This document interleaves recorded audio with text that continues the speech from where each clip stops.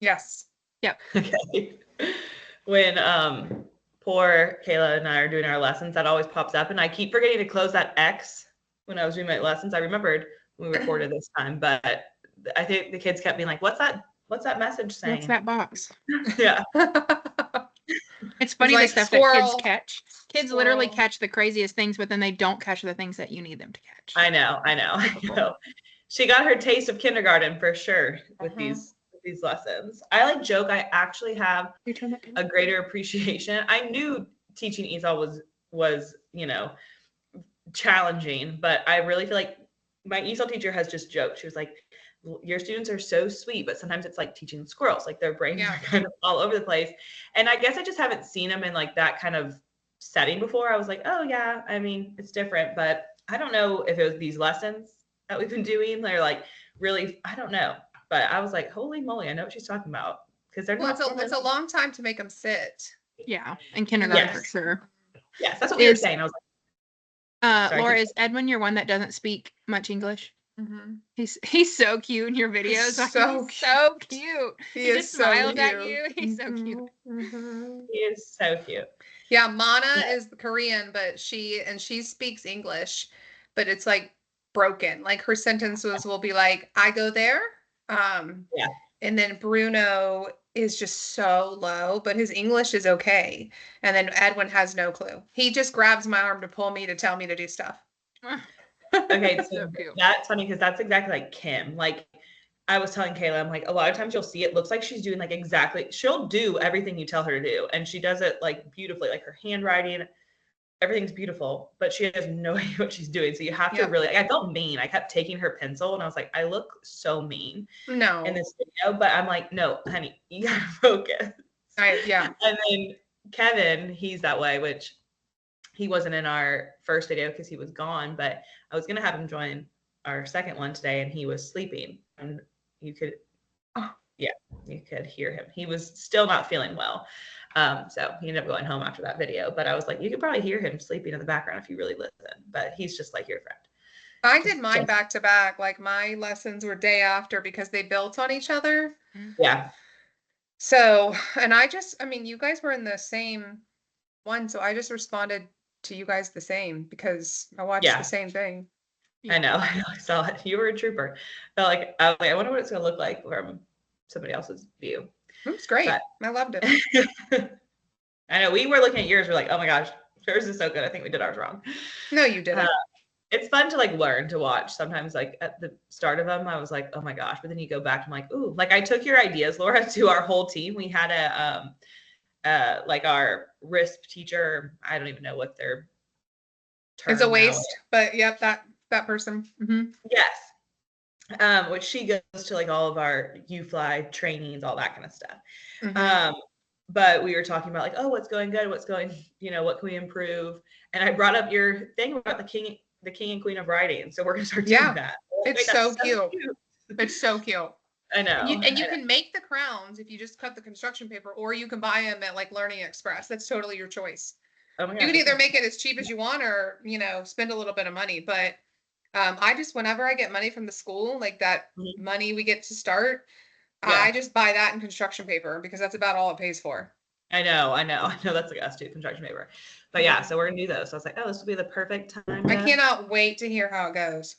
I'll let you know. I even told the kids, I was like, we're going to make this a whole, because we normally just do grows and glows. Right. This like makes it exciting and gives them like a ownership. And I kind of like that. It's a good motivator. Yes. Mm-hmm. Yes. Yeah, for sure. Okay. Well, we can go ahead and start. So question number 1 said, reflect on your experiences teaching or observing speaking instruction in the classroom. How have you seen explicit speaking strategies such as turn and talk or collaborative storytelling impact student engagement and language development?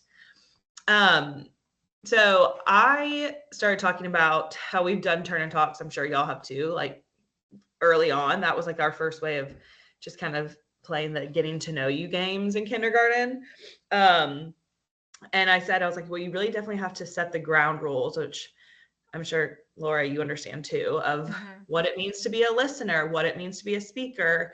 And so I have like little posters that say like, what is the role of a speaker? What is the role of the listener? And how can you ask follow-up questions? And then I have my students, whoever's like the listener, if I like call on them, I'm like, oh, who was your partner? Okay, what did they have to say? So they have to be able to like recall what they were doing. But let me go to my notes. Sorry. I was talking, one point that stuck out to me in one of the articles, it was like that Let Them Talk article. It talked about the silent period that many newcomer like English language learners experience. And it says that silence does not indicate a lack of learning. Instead, it's a time for processing input. And that to me was my aha moment, which I also talk about that in question 2. There was like another article that talked about it too, or maybe it was a textbook. I can't remember, but it made me think of my Kevin that we've talked about before, about how sometimes I'm like, I just don't think he is trying. I don't think he understands. He just stands there and gestures or won't do anything at all. And it made me think of him. I was like, oh my gosh, maybe he's truly just like inputting it all. Like we actually just had another meeting with his parents to be like, we think there's something going on. Because same with even the turn and talks, like we've been doing these since the beginning of the year, and he like refuses to say anything to anybody. And then I just started thinking, I'm like, oh my gosh, maybe it's his silent period. So that's kind of what that made me think of. Yeah, I like that you, with your turn and talks, you have them share what their partner talked about, because I've always done them, but then I'm like, okay, tell me what you guys tell me about your conversation. But usually they tell me about what they are like talking about. But having to make sure that they tell me what their partner talked about is a good idea, because that's like they're having to listen. And like in 3rd grade, I do still like give them the expectations and everything like that, but they also they're just, I don't know, I don't have to do the same kind of role type. Like they've heard it before, but getting them to talk about somebody else's speaking, I think would be a good thing for them to be able to, because they can more than do that in 3rd grade. So I like that idea. I do turn and talks a lot, but it's a lot of like introducing new vocabulary or topics, kind of what we've done so far, if we're making predictions, and also like as a wrap up type thing. And a lot of the articles that we already said, like they do say, set your expectations out clearly. Otherwise it's going to go chaos, because literally it's a time for every single person to be talking, or half your class to be talking and half. So it's like, if you don't set those expectations, then it's just not going to really work. So as everything else, that kind of has to be set in place at the beginning. And then I feel like I'm about to go back into my classroom, and then I'm going to like put the expectations back into place, because I'm sure that it just has been lost. So I feel like I'm starting back over in a few weeks when I go back in. But the expectations are like definitely key for starting it. Yeah. I agree with you about that vocabulary. I actually use turn and talk a lot in my small group instruction. So I have them, you saw that in the video that you guys watched. I have them turn to we call it their elbow partner. Yeah. And talk to them. I will have them like have conversations. I will have them, use like just even repeat the vocabulary word to practice saying it. Especially for kids that are those ESOL kids, just to hear it. So I also use it a lot during writing. So what we'll do is we'll, get a picture in our head about what we want to write about. And then I make them turn to their elbow partner and tell their elbow partner like what they're going to write about, to hold them like that accountability. And then I give them prompts that like, I think it was in one of those articles. I don't remember the title of it. I liked it. It was by Hindman. You know what I'm talking about? Yeah, Hadley Hindman. Hindman. Yeah. But it was talking about using it for promoting their thinking with prompts. Yeah. So, one thing that I found is a lot of the time you'll see people that are like, don't give them prompts, like let their free mind run with writing. But I do think there's like a balance of like giving them prompts and not. But I will tell you, the beginning of the year is absolute chaos with this until you get that like really like, there's a reason we're doing this. It's not to talk about what you're going to eat for lunch, Right. So that's why I start with it in small group, because I find that I have to explicitly teach it so much and practice it, and I can actually put eyes on the 3 groups maximum that are doing the turn and talk and really make sure their context is what they should be talking about, because if not, they're talking about whatever. That's a good Right. idea. Start in Yeah. kindergarten that way. And I the like that. talking chips is great visuals for kindergartners. If you guys haven't used them, and you can use like, you know, the fake gelt, that's like the fake gold coins that you could get like Yeah, the yeah, pirate. You get them with pirate costumes.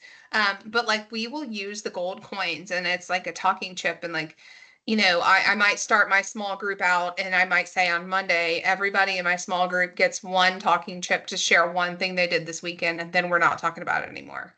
I love And so they get a minute to just talk and have that conversation, and then we're moving on. So I do use those because they need that visual to understand that it's not all about them, because they're very self-centered at 5 and 6-year-olds. Yeah. And so just that storytelling aspect, I think it's really helpful for. It's a good idea. I know. I was going to say, I was like, wait, we could have used, I could have used that. Well, today. you know, what's funny is I was looking back through mine and I thought about that. I did not do that. And I have I have that. Like that is something that I do. And so I thought I should have totally used that. But like that was just a, you know, a next time kind of situation, Right. you know, because I didn't even think about it. You come across like so many great tools that you forget. Like I was even like looking through my workroom. I was like, oh my gosh, I forgot I did this. Like this amazing thing or whatever, you know, you just forget because there's so many tools and tips and tricks out there. Right.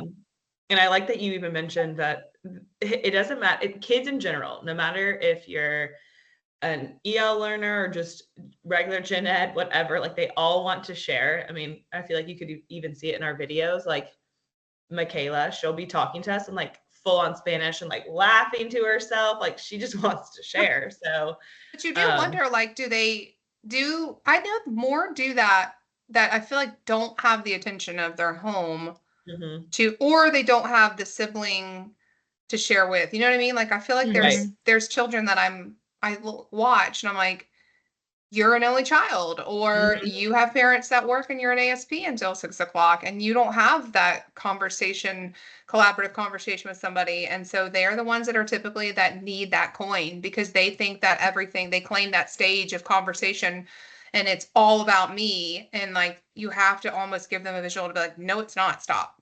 Right. I've done like something similar, but I mean for behavior. So they're like cubes and we read the Interrupting Chicken and about what it feels like. Oh, I love that book. Yeah, they owe us a cube, like a blurred out cube if they've like overshared. But I like the fact that like, okay, everyone, it's more of like a positive. Like you get a coin, but once you give, like, kind of gives them, okay, this is really worth giving up. Yeah. And it's just one, especially in a small group would be good. In that same article, that like Let Them Talk article, I think kind of going off of what you guys were just saying about some of them just don't even have that interaction at home.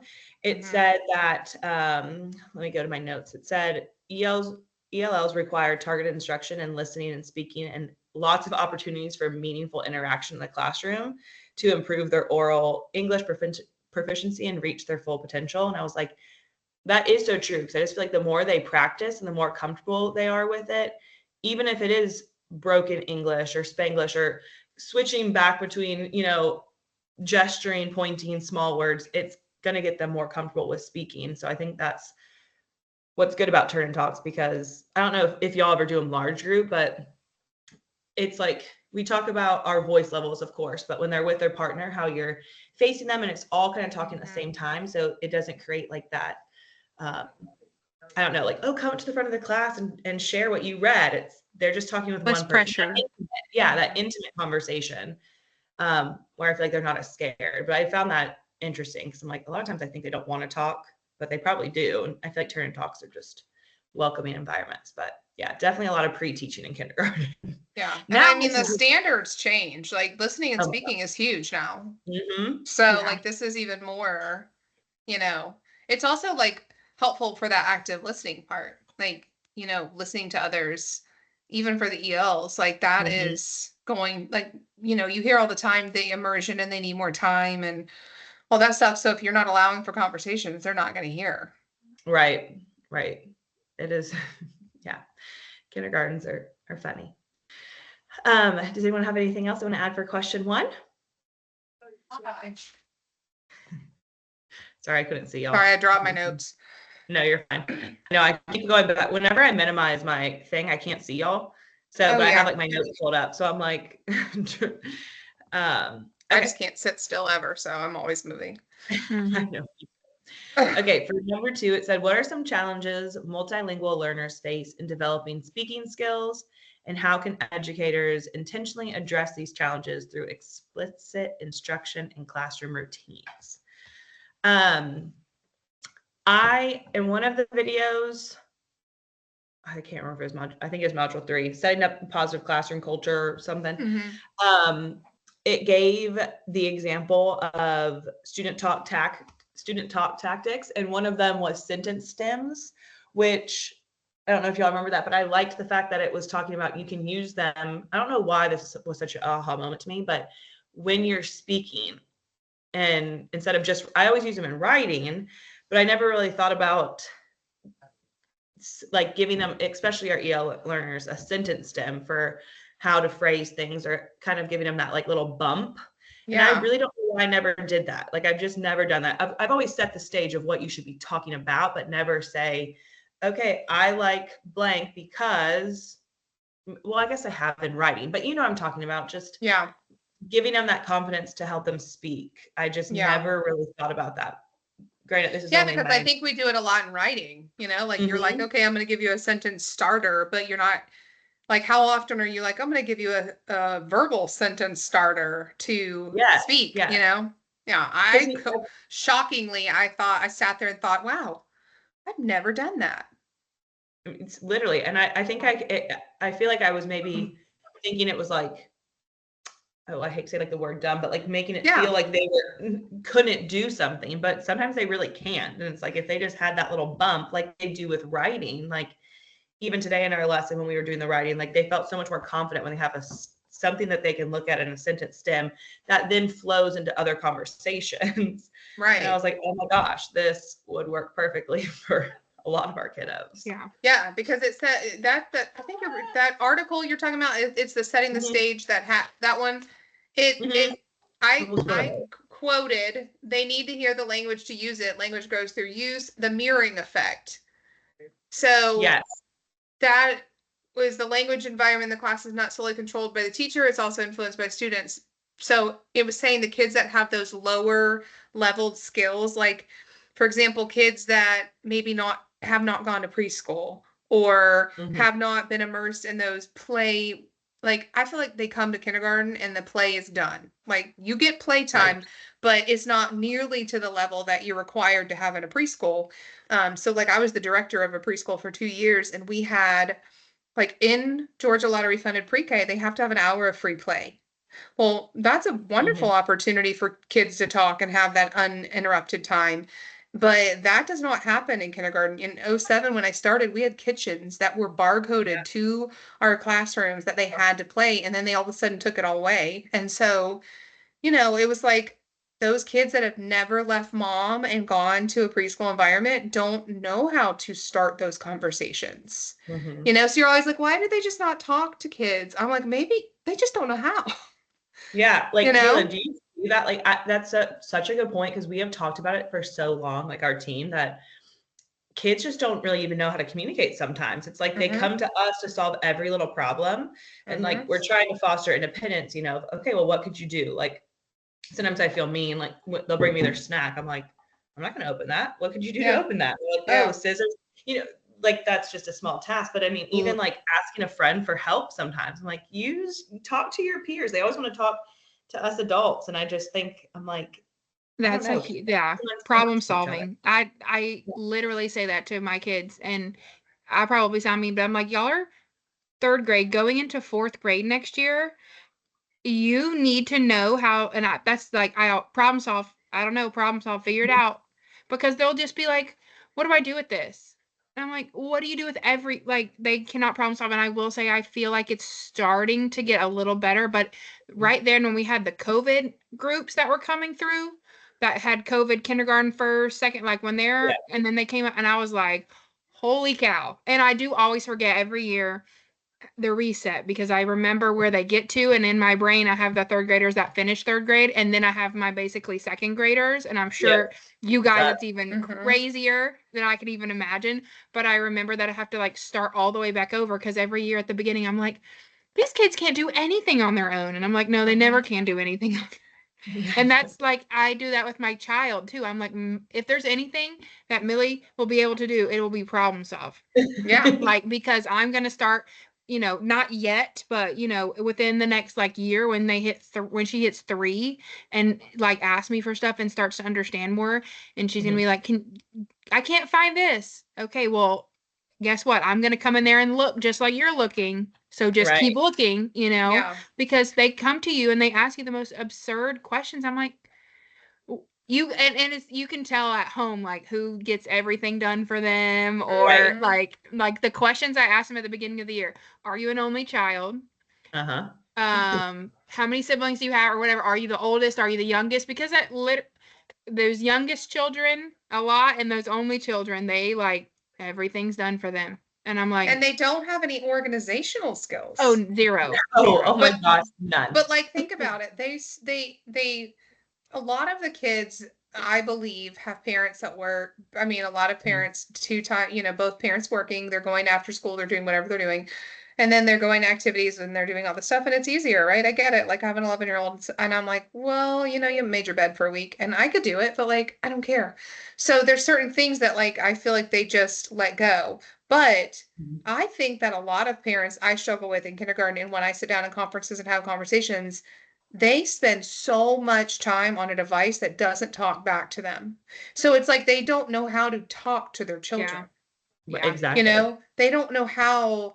That's why I have them do share chair that every single Friday is for writing too, because I'm like, you need to learn to talk to people. I think there was something in one of the articles about public speaking or something. Yes. Yeah. And I'm like, they go home and on a device that doesn't talk back to them. And they're watching these people record themselves on these shows. And I'm like, but they're not unboxed toys. Unboxing toys. That's like the thing.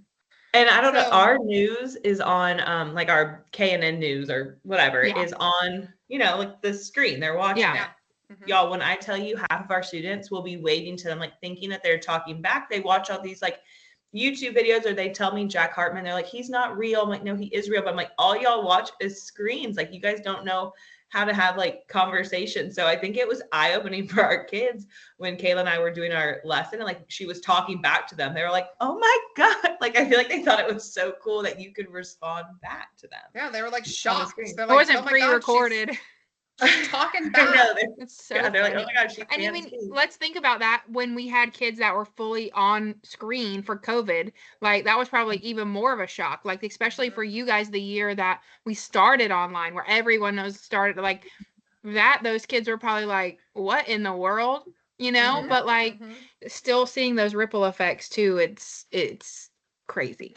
It is. So I think that goes back even to like the question of like how to develop those speaking skills. I feel like sadly, kindergarten isn't what it used to be like, where they got to truly develop those conversational, self-help, all that, those kind of skills. It's just like, you have to sadly learn them at home. And if you don't have them at home, or get them in preschool, but even preschool, it's like their rigor has increased, where it's like, I think that's where it's like all stemming from. So I think that's why those like little turn and talks, and I think the textbook talked, and just a lot of the articles talked about how singing songs and rhymes and chants and stuff can help too. But I don't know. It is crazy how some of them just cannot have a conversation. And that the textbook too, when I was talking about that silent period for the native learners, the textbook mentioned it too, and talked about how it's when they're just like doing that listening thing and not really responding, how it's because they're having to like absorb it all. And they said it was like you're like an infant, kind of like an infant learning. And I was like, yeah, this is why we just need more time for student-led conversation, so they can just practice talking and absorbing it all. And I don't know.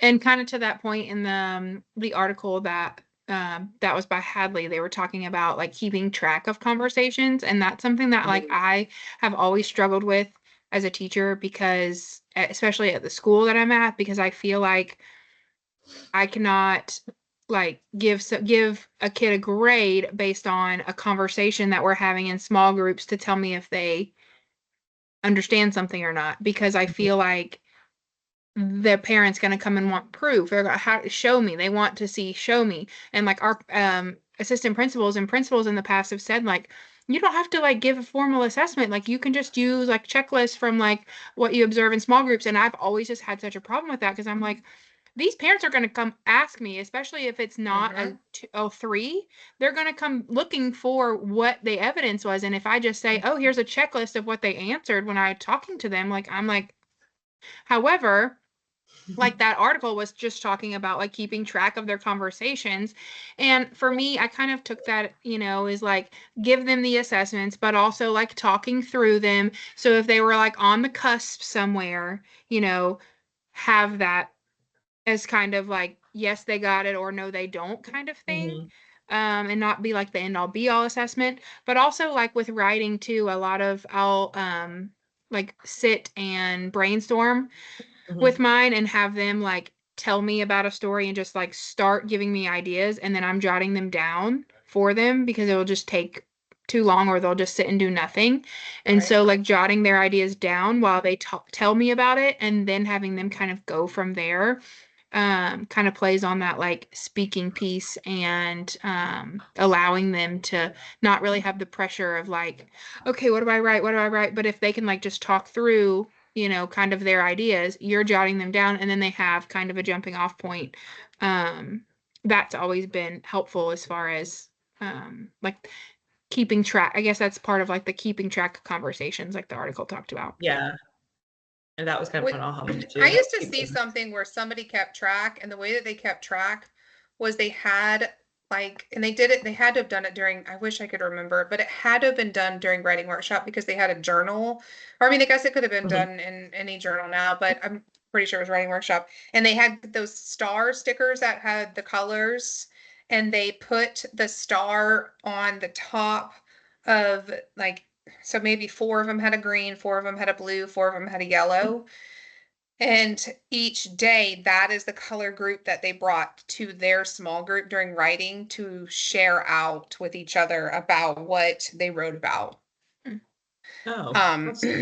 Or to get support, or whatever the need would be with the writing.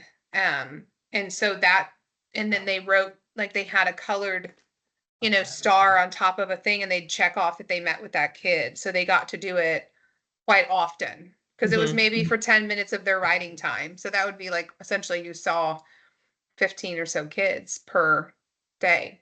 Thing. Yeah, I would like to, that would be nice, because you have just so many, you can't, it's really hard to fit them in. And some kids, like especially the ESOL kids, it takes a really long time just to write a simple CVC word. Right. Right. Well, and like in 3rd grade, the amount that we ask them to write, like when I've tried a conference, I like have these grand plans to meet with, my kids in a week, and have that be like a conference week as they're finishing and stuff. And it's like, oh, today I got through 2 kids in my writing block, and I was like, and I have 23 more to do. Like, it's honestly almost impossible. So something I like to do as well is like just take a piece of their writing and focusing on like one part of whatever, and I can flow and go a little faster, and then I can do it more often throughout the process. But the way I used to do it, I was like, spending 3 weeks just conferencing, and then we're behind, Right. So that's the problem in older grades, is how much they write. I've never really thought about like the older grades, and y'all have to do like editing, revising, the whole thing. Yeah, we will work on a writing piece. Like usually we get, I'd say, sometimes 3, but most of the time 2 good, like 2 full writing pieces in a quarter. One is more modeled and guided, and I will do, and then they, kind of go off mine, and then they'll do one kind of on their own. But yeah, that's about all we get to in a quarter, because they're long. The expectation is so much, and I honestly wish we could cut that expectation back, because from 2nd grade, they're writing a paragraph And then in third grade, we're like, here's 5 paragraphs. I'm like, these kids can't. That's a lot. That's a big jump. Yeah. So I've kind of like taken it upon myself because the standards are really just like multiple paragraphs. So I'm like, 3. You write an opening and a closing and then one big good body paragraph and like, and then my advanced ones. But yeah, it's a big jump and a lot to grade. Yeah, I wonder when you grade 25 of them, I'm like. Now I know why you meant it, because we try to do like writing groups. Like I call that, like some say, I always say that like you're in the nest or you've flown from the nest. If you've flown from the nest, I'll still come and check on you, but I expect you to like at least get started by yourself. And since we have a pair, it's nice because like we each have a group and then we each have a group we meet with and then it rotates like the next day. But I can never get to the kids who flew away from the nest because I'm constantly trying to get to kind of, the kids of, okay, get I. All right, what else you want to say? But I never really thought about third grade writing. That I wonder if y'all's standards will change because I guess you didn't get to go to the PL. We had in, what was that, January 2nd or something crazy? Because like one of my friends is leading one of those, so I've been kind of talking to her about it because she's doing the one, doing something for one of the ones in March or May, whatever one. I think it's the March one that we have. Okay, March 3rd. Well, we're starting to do. They're adopting Wonders. Yes. So I don't know what any of it's gonna look like. We got. Did y'all get like the samples? Yeah. To look through or whatever. Yeah. Honestly, I'm just happy to have a reading curriculum. I know. We were talking about that today. We talked about that for years. I'm like, first of all, a basal reader, take me back to my old days. I love that. You would see who had your name in the front. But like also the fact that we have a reading program and a reading curriculum, because a lot of times it's like people are pulling stuff from Teachers Pay Teachers or whomever made whatever. We've spent so much time making assessments and making sure that they're good. And it's like, we could be spending so much more time on other things if we had a reading curriculum. Just like the fact that it's taken this long. It's really sad. I know. That's us I'm hoping it'll help be streamlined. Sorry. No, you're fine. I couldn't hear anything. No, I agree. That's like same. I'm like, we spend so many hours making it common assessments. Like we make whole assessment packets. That's like writing, reading, phonics, math, science, social studies. So we all are like universal and the same thing. So that will be like, just take something off of our plate because it's like, if I had this time to put elsewhere. Oh, I agree. It's absurd. I mean, the amount of time that you're taking from the students is what is happening. Oh my gosh. Yeah. It also does seem that like, the standards are getting a little bit more appropriate for their level. I will say, I think I know you guys do it too, Laura. I think that there's definitely pros of it. But one of the cons is like, oh my gosh, this is so much more advanced. And I look at the report card, I'm like, oh, they only need to know, what, especially at the beginning of the year. Yes. I was like, holy moly. The report card is a lot more scaffolded. A lot of our standards read begins to understand. And I'm like, oh, begins to understand. Everybody's a 3. We're all beginning to understand, But I'm like, it just feels a little more scaffolded. We did G-Kids and I went in and I marked everybody progressing. Yep. That's what they're doing.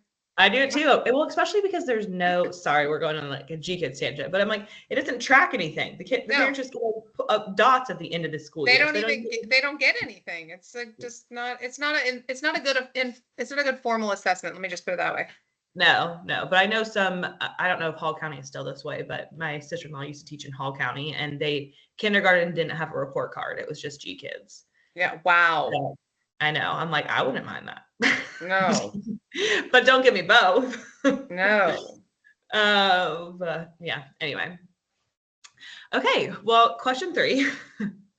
How can translanguaging and the use of home language texts empower multilingual learners in developing reading comprehension skills? Share specific examples or strategies from the readings. Okay, let me go to my notes.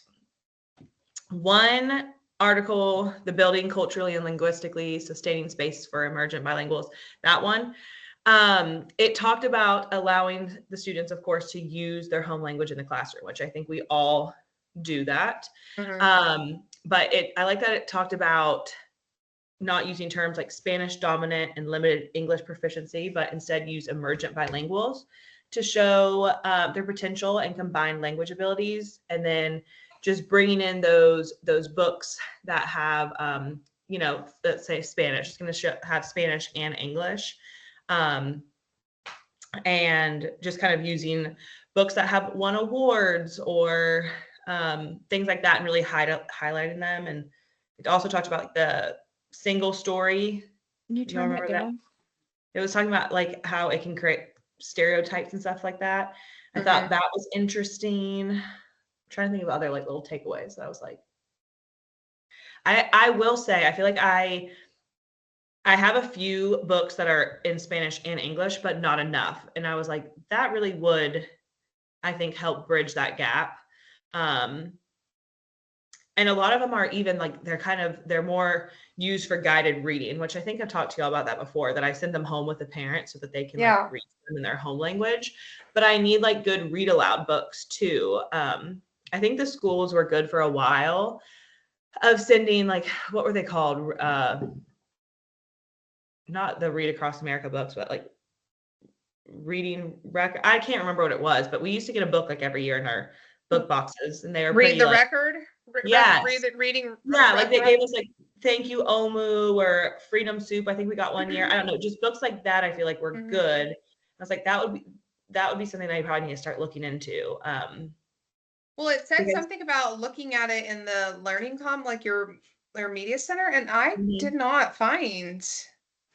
I did not find a lot. I talked to our media center specialist about it, and I think the hard thing that I find with that is like, if you have a full ELL class and it is Spanish and you can find that, but what if it's like such a melting pot where it's so many different languages, and then it's just confusing. I know. Because then you've got a kid that maybe speaks Korean, and then you've got Spanish you're reading a book about, and then they're trying to learn English, and it's like, I know. I feel like if they have I'll text y'all the book, because I was just looking at, I want to say maybe it was even Freedom Soup, but that's not clicking. It's like mainly written in English, of course, but then it would have like the words in the other language that it was. Oh, cool. And it would just be like certain things, and it would tell you what it meant. I'm almost positive it's that, but it was like Haitian. And it was good. I was like, I feel like those are good resources to use, because it's still highlighting the importance of other cultures and other languages, but still with a heavy emphasis on English, since at the end of the day, like everything, all their assessments, like doing that dang beacon for them was in English. Like we're clearly not creating assessments in Spanish or Korean or Portuguese or whatever. They're all English. So I think it kind of bridges the gap of like still honoring and, I don't know, showing the importance, and kind of helps with that reading comprehension.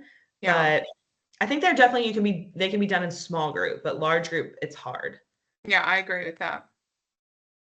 Like, I feel like even when we were just doing our lesson, like the kids were excited when we were going over the vocabulary to say like, oh, how do you say rat in Spanish? Like, I'm going to butcher it, but like rat, whatever they were trying to say to us. Oh, I thought it sounded great. I didn't even know if it was right or wrong. It didn't matter. I was like, that was awesome. I know.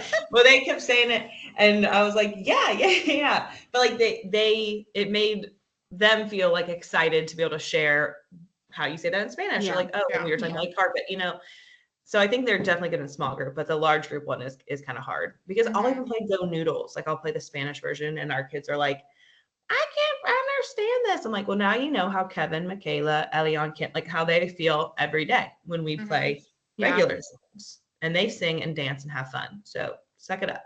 Yeah. I liked that article by Osario, I think is how you say their name, where it said the teacher must position him or herself as the learner. And the most important aspect is demonstrating to students that their languages are seen as resources and benefits and are welcomed and valued in the classroom space, just because that's where you have to start. Otherwise, you're not going to be able to build a relationship with them. Their confidence isn't going to be there. You're not going to get much out of them. They're not going to work for you. Like, it's kind of like the foundation of how you start with students who aren't native English speakers, because it is like we talked about on the last meeting. It was like, the fact that like here in America, it's not bilingualism isn't or multilingualism is not common. It is everywhere else, and so Right. showing it as a strength, because it really is a strength. It's like something that I don't even have, and so like when they're in third grade and knowing two language, like you're doing something that I can't do. So kind of emphasizing that the power of it and how great it is and how it's going to benefit them, is kind of where you have to start. And I liked that reading that. Yeah. I liked that too. It said, it said in the classroom, it's important to discuss language present in text before reading it. I put a lot, funds of knowledge, teacher taps into student knowledge to provide culture-rich resources. I really like that Osorio. I thought it was a really good, I put so much stuff from that on this. Everything keeps going back to that, activate that prior knowledge too. You guys, I don't know if you see that everywhere, but it's everywhere. And just like a heavy emphasis on vocabulary, like really with the prior knowledge of teaching that and making that connection. And I think one of them even said like they might not know the word, but if they see the picture, they can make that association, which is going to help with that comprehension too. Yeah. Which is especially important for our EL students, because I think it was just talking about how you have to remember that they're having to like learn the language, learn the letters, like understand what it's saying, then be able to speak it out, then answer questions about it. Like you just kind of forget about all the steps that it is taking for them to fully comprehend something. Yeah, like how hard it is for them to process with their brain. Think about you saying like, they say one sentence to you and you're like, what? Like imagine it's like, a whole day of listening to that. Right. They're reading, writing, speaking. Yeah. And when you don't understand, it all sounds very fast to you. Right. Like that, like to us speaking English, it doesn't seem fast, but like when people speak Spanish, I'm like, holy cow, they're flying through. But like I've even had people say like that's how English sounds. Like it sounds very fast, but it's because your brain doesn't know what is what they're saying, kind of thing. Right. I know. Okay. Well, I guess I'll lead us into question 4. Okay, it says the science of reading emphasizes both decoding and comprehension as essential components of reading development. How can teachers adapt structured literacy approaches to address the needs of multilingual learners while fostering engagement and motivation to read? Well, first of all, when I was just even reading like the first sentence, the science of reading emphasizes both decoding and comprehension as essential components of reading development. I'm like, okay, yes, I feel like that's a lot just for our gen ed, speaks English fine kiddos coming in, that it is essential. And we know that.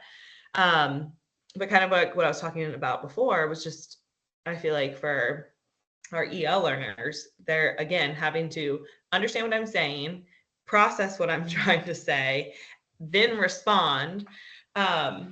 So I think that motivation and engagement piece, to me, I was just thinking, I was like, I think a lot of that, I'm thinking just about one student, Michaela, she loves whenever we're playing a song, like songs, she can retain anything, like through those rhyming, through those fun little picture books, things like that, can just kind of really help with her reading development and making sure she's understanding what we're saying. But I don't know, it's a challenging task. I feel like there just has to be a really heavy emphasis on vocabulary, but I think we can do it through engaging pieces like movement or song in kindergarten. I don't know if in third grade they would take it that seriously. I know in kindergarten, you can bring out puppets, you can bring out like little old school felt boards or picture cards or matching up things like that way, but it's tough. It's hard. I feel for all learners, but especially our EL learners But I feel like even songs in third grade, a lot of people are like, oh, third grade, but like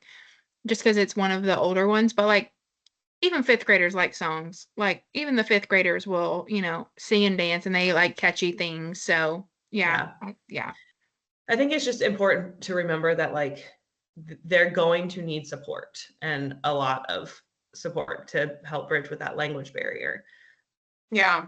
I just think the only way to make that work, like the only way to make this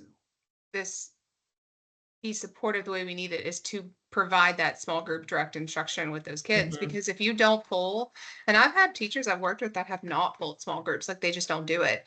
I just don't think, how will you ever know if you don't sit face to face with them? Like, you shouldn't wait till the end to assess them. Like how do you know if you don't pull them and know, like, you don't watch them? Because there's no way you can Mhm. physically watch 19 to 20 kids at once, which is what like our classrooms like right now. So it's just, it's like, are you really watching what they're doing? Because you're not providing any difference for them.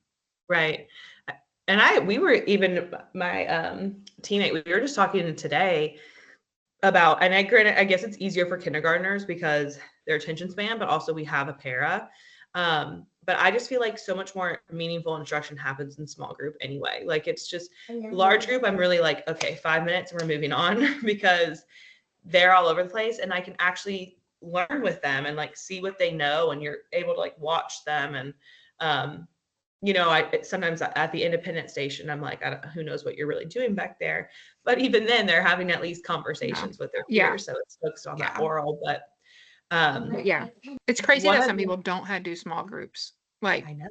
you have to. That I like like is small the group. time when you get the most out of the kids and they get the most from you. Is like Yeah. in that small group time. And I'm like, I know people that don't, and I'm just like, how Yeah. what are you doing? I don't Because think it's they not are effective. doing, I don't think it's they're not doing effective in a anything. large group because the ones that need to be in the small group with you are sitting in the back not listening to you. Yeah. Like, Literally. yep. Those are the kids that Um, fly by and don't like, you get to third grade and the teacher's like, well, why? Yeah, Like how are we here? you have Yeah. to see them come to you, Kayla, and be like, what happened Oh, in the yeah. early stages of your school? Because there is not anything there. And they'll You not know be whose on anything classrooms they've either. been in. Yeah, they Fortunately. won't be on RTI. They won't be on Yeah. tier. They won't be on anything. And I'm like, It makes your job so hard. where are we? Yeah. I know. Speaking of RTI, this is just like random, but I guess Fortify. Are you guys allowed to put your, I think by third grade for sure, but at least in kindergarten, Laura, are you able to put your ESOL kiddos on Fortify? Nope. They told me no. They said the same thing for us too, but I just got like approval that for 2 of ours, I can, because one has a family history of a learning disability. Mm-hmm. And the other one, we've just had so many parent conferences. Like there's clearly a lack, there's something when he won't even respond to parents, or like we have a lot of our front desk. I think I've talked about that. They speak Spanish and like he won't respond to them either. But it's just like that's kind of where, I don't know. Sometimes I'm like, I feel like we're I slacking specifically even- asked about Edwin when you like just now Yes. bringing that up, and they told me that he needs more time. Yes, Well- they said this. I know they have to be in the United States for a certain time, but this is what I'm saying. By third grade, I'm like, the amount of instruction that was lost. I'm like, if we notice a problem in kindergarten, why are we waiting? Like I said, I want our school psychologist to come evaluate him and like, let's get the ball moving. Like, Yeah. why are we waiting until end of second, third grade? Listen, we've had a parent do a DPR before and they've still never retained him and didn't do anything because they said he just needed more time, even though things showed up. And then Yeah. you end up doing the work of RTI and stuff when they're not on it, but you're doing it because it's what they need. I find myself doing that with kids a lot of times too. And I feel like if I was told no, they couldn't, whatever. It's like I find myself doing that for them, even though, which we can put them on for various things, but not, I don't think newcomers we can they have to be in the immediately, United States for, like, but 4 years, I think it is. but it's like I mean, that's to give the student what they need. I am doing the RTI, like I am doing the tier instruction because it's what they need. And it's like, but I'm not able to like document it. I don't know. It's a tangled web.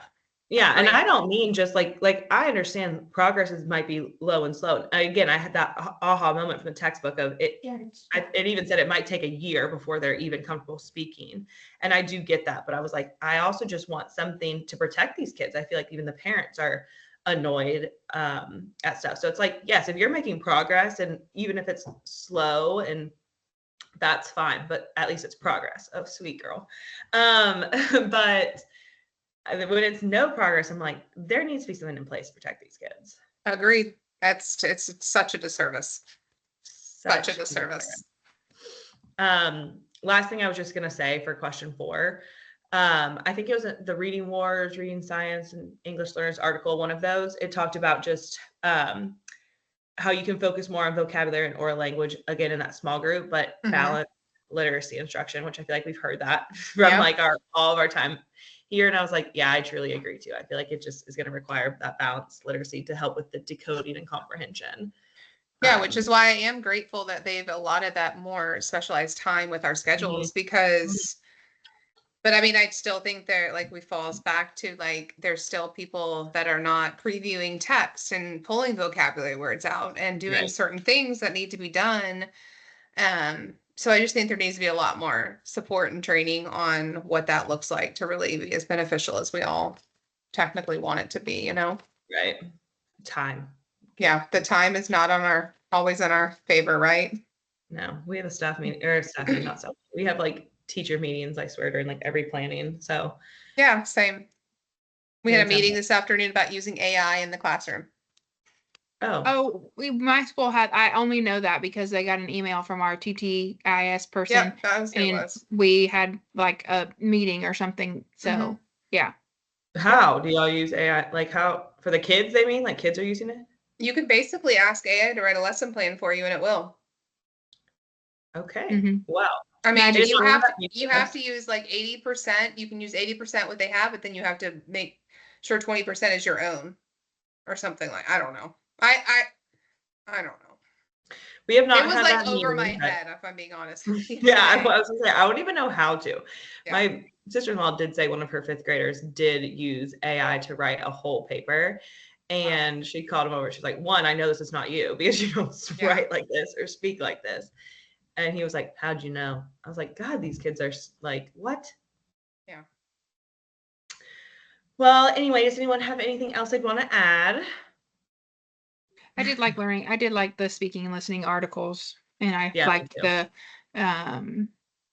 honestly the reading. Like every article that I've read, I feel like they've actually been very helpful. And I don't know if it's because I am not in the classroom and I'm able to focus on like what really everything's saying, and like I don't know. I just have felt like all the articles like that I've read have been helpful, and like they've given me insight of things I haven't really understood before. So I have appreciated them.